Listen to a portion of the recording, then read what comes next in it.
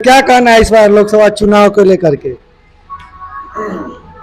लोकसभा चुनाव को लेकर के तो बहुत बड़ा प्लेटफॉर्म हो जाएगा पूरे हिंदुस्तान का। मैं शिवहर लोकसभा के बारे में आप हमसे पूछ सकते हैं।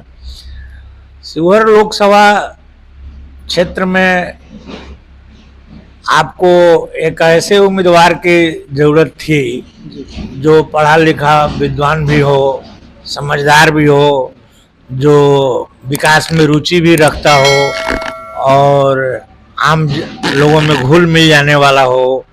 वैसा उम्मीदवार इस बार पार्टी ने यहाँ पर रितु जायसवाल के रूप में भेजा है।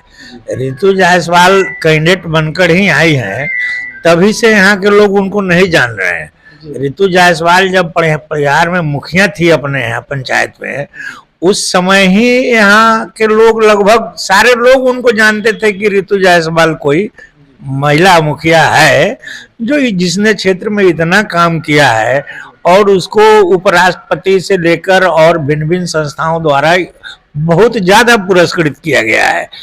तो रितु जायसवाल नाम के लिए यहाँ पर वो नहीं है, क्योंकि नाम गुमनाम नाम नहीं है। रितु जायसवाल बहुत जाना पहचाना नाम शिवहर लोकसभा क्षेत्र के लिए है। जहाँ तक बात रही शिवहर लोकसभा क्षेत्र की, तो इसमें कोई भी उम्मीदवार या कोई भी दल एक जाति से नहीं जीतता है। वो जमात की राजनीति जो करते हैं वही चुनाव जीतता है। और इसमें इस चुनाव में रितु जायसवाल जमात की राजनीति कर रही हैं। वो सभी जातियों के, सभी धर्मों के लोग से वोट मांग रही हैं और सभी जातियों और सभी धर्मों के लोग उनको वोट देने के लिए तैयार हैं। जबकि दूसरे जो बचे हुए उम्मीदवार लोग हैं उनको किसी को एक जाति का वोट है, किसी को 1.5 जाति का वोट है, किसी को ऐसे ही खड़ा है, उसको वोट है कि नहीं है कोई जानता भी नहीं है, ऐसे ही खड़ा है। तो और दूसरी बात है कि इस लोकसभा क्षेत्र में जो समस्याएं हैं वो रघुनाथ झा जी के जाने के बाद से वैसे ही पड़ी हुई हैं, उनको किसी ने टच नहीं किया है।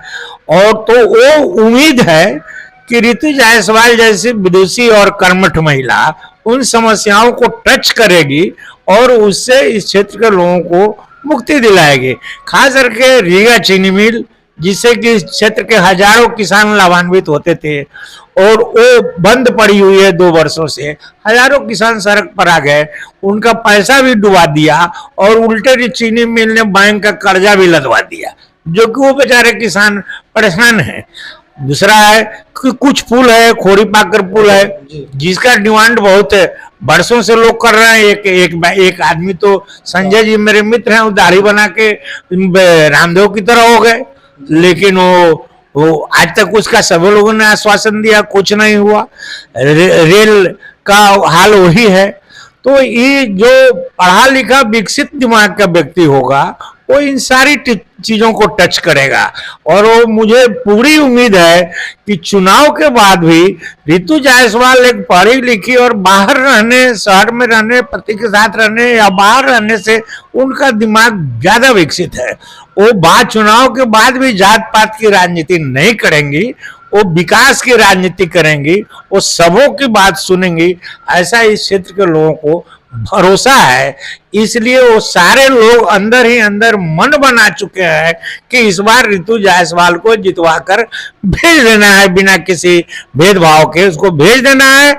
और हमको अंदाजा है कि वो सारे लोग मिलकर रितु जायसवाल को करीब करीब 2.5 से 3 लाख वोटों से विजयी बनाएंगे और रितु जायसवाल को लोकसभा में भेजेंगे।